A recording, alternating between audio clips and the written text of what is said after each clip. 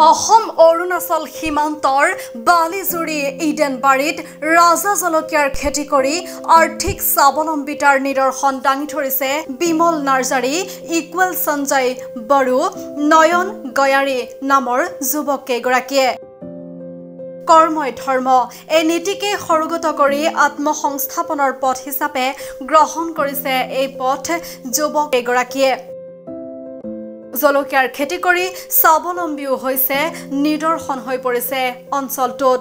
কৰ্মসংস্থাপনৰ তাগিদাত বহিৰাজ্য নগৈ নিজৰ মাটিতে বিগত ৩-৪ বছৰ ধৰি ঋতু অনুসৰি বিভিন্ন ধৰণৰ খেতি, ভোট জলকীয়া, তৰমুজ, বগৰী, ষ্ট্ৰবেৰী, সূৰ্যমুখী জলকীয়া, ড্ৰেগন ফ্ৰুট আদিৰ খেতি কৰি যথেষ্ট লাভৱান হৈছে যুৱক কেইগৰাকী।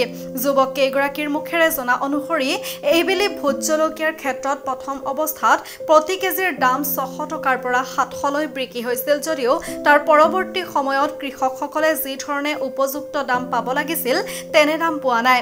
প্ৰায় ৩ পৰা ৪ লাখ টকা ব্যয় কৰি ৬ পৰা ৭ লাখ পৰ্যন্ত টকাৰ ফচল উৎপাদন কৰি আহিছে বিমল, ইকুৱেল, সঞ্জয় আৰু নয়নে। চলিত বছৰত প্ৰায় ২০ বিঘা মাটিত ভোট জলকীয়াৰ খেতি কৰি আৰ্থিকভাৱে যথেষ্ট সফল হৈছে। অসম চৰকাৰৰ কৃষি বিভাগে এই আদৰ্শ কৃষকসকলক কিঞ্চিত হ'লেও সহযোগ কৰে তেন্তে অনাগত দিনত আৰু অধিক উৎসাহেৰে কৃষি কৰ্মত নিজকে আগবঢ়াই নিব পাৰিব বুলি আশা কৰিব পাৰি। এটা সময়ত ইয়াৰ উৎপাদিত সূৰ্যমুখী আৰু ভোট জলকীয়াই আন্তঃৰাষ্ট্ৰীয় বজাৰ দখল কৰিবলৈও সক্ষম হৈছিল। কাৰ্বি আংলঙৰ পৰা ৰাজা জলকীয়া, হয়তো ৰাজা জলকীয়া ন, এইটো লোকেল জাত নে এনেই? লোকেল জাত, আমি হাইব্ৰিডটো নহয় বাৰু, লোকেলে হয়। এইটো নিজে কালেকশ্যন কৰিছে নে ডিপাৰ্টমেণ্টে দিছে? নাই, নিজে কালেকশ্যন কৰিছে ন। আপুনি কিমান বিঘা কৰিছে? আমি ইয়াত 2 বিঘা অলপ বেছি আছে, তাত বেলেগতো আছিলে, মানে 6-7 বিঘামান আছিলে মোৰ। 7 বিঘা এই বছৰ। আচ্ছা, আপোনালোকে কিমান কেতিয়াৰ পৰা আপোনালোকে এই ভোট জলকীয়াটো আৰম্ভ কৰে? আমি 3 বছৰ হ'ল এইটো বছৰলৈ। নহয়, আপোনালোকে কোন মাহত এই জলকীয়া পুলি আমি জলকীয়া ৰোৱাটো নৱেম্বৰ মাহতে ৰুইছিল। নৱেম্বৰ মাহত ৰুইছিল? নৱেম্বৰ মাহত। আচ্ছা, লগোৱাৰ পৰা কিমান সময়ৰ পিছত ফচল দিয়ে? সময়টো এনে 5 মাহ 6 মাহ লাগিব। তাৰপিছত 5 মাহ লাগেনে? 5 মাহ লাগিব ফচলটো মানে বেছিকৈ পাবৰ কাৰণে। এনেই 3 মাহতে লাগে।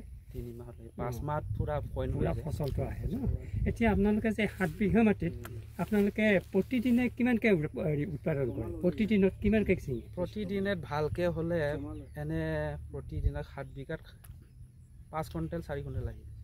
5 কুইণ্টেল 4 কুইণ্টেল, প্ৰডাকশ্যনটো ভালেই হৈছে। এনেই এতিয়া বৰ্তমান আপোনালোকৰ এইটো কিমান মাহ হৈছে ছিঙা? এইটো আঢ়াই মাহ হ'ল।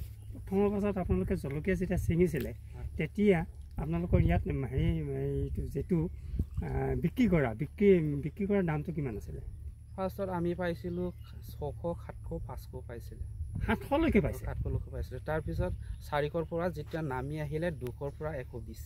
বজাৰখন আপোনালোকৰ স্থানীয়? আমাৰ স্থানীয় বজাৰ হয়। স্থানীয় বজাৰ। এনেই বাহিৰৰ পৰা আহেনে বেপাৰী? বেপাৰী নাহে ইয়াত। আপোনালোকে ইয়াৰ পৰা থলীৰ পৰা নিয়ে নে বজাৰত গৈ দিয়ে? আমি ইয়াৰ পৰা আহি লৈ যায়, আমি বজাৰতো দিয়ে। এতিয়া বৰ্তমান সময়ত এতিয়াতো 2-2.5 মাহ 3 মাহে হ'ল। 3 মাহৰ পিছত এতিয়া উৎপাদনটো 3 মাহৰ পিছত কমি যায়। এতিয়া কিমানকৈ ছিঙি আছে? এতিয়া গোটেইটো 2 বিঘা মাটি ছিঙিলে 80-90 কেজি ওলাই থিয়। 80-90 কেজি কমি আহিলে, একেবাৰে কমি আহিলে। এনে এতিয়া দামটো কি আছে? দামটো এতিয়া 120 টকাই আছে। 120 টকা, 100 আৰু 120 টকা। 120 টকা। এতিয়া আপুনি 7 বিঘা মাটিত খেতি কৰিলে, 7 বিঘা মাটিত আপোনাৰ খৰচ হৈছে কিমান আপুনি জানেনে? জানো, কওকচোন। 4-3 লাখ মানে গৈছে খৰচ।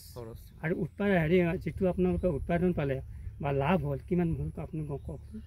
লাভটো এই বছৰ দামটো কমাৰ কাৰণে ইমানটো লাভ নহ'ল। লাভ আছে, লাভটো নোহোৱা নহয়, লাভটো আছে। এতিয়ালৈকে কিমান বিক্ৰী কৰিলে? এতিয়ালৈকে আমি ইয়াত গোটেইটো হয় 4 টন মান বেচিলোঁ। 4 টন বেচিলে। যিটো আপোনাৰ এমাউণ্ট হ'ব টকাৰ পৰিমাণ কিছুমান দামত বেছিল, কিছুমান কমত বেছিল, এনে 5-6 লাখৰ ওপৰত আছে। 5-6 লাখত 3 লাখ টকা খৰচ হৈছে, 5-6 লাখ টকা এটা পাইছে। গতিকে ভাল হেৰি। তাৰমানে আপুনি এতিয়া কি ক'ব বিচাৰিব? এতিয়া এইটো বিচাৰোঁ যে চৰকাৰে অলপ সহায় দিয়ে। আমি কোনো সহায় পোৱা নাই এতিয়ালৈকে। মাল্টিং আৰু কিছুমান মেডিচিনবিলাক আমি নাজানো এইবিলাক সহায় দিলে ভাল আৰু আপুনি ডিপাৰ্টমেণ্টৰ লগত যোগাযোগ কৰিছিলনে মই কিছুমানবাৰ কৰিছিলোঁ কেইবাৰমান কিন্তু ইমান ছাকচেছ হোৱা নাই